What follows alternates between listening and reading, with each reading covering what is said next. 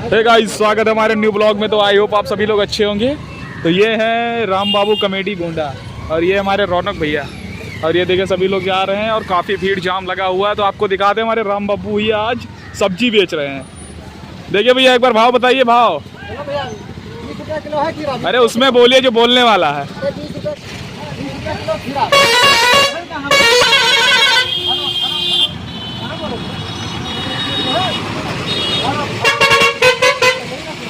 बोलो बोलो।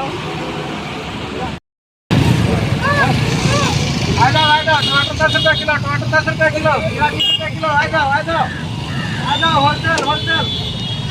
आ जाओ टमाटर 10 रुपये किलो, टमाटर 10 रुपये किलो, 20 रुपये किलो। आ जाओ कितना फ्री में। आ जाओ होलसेल होलसेल। आ जाओ 10 रुपये किलो टमाटर, 20 रुपये किलो खीरा, कितना फ्री में।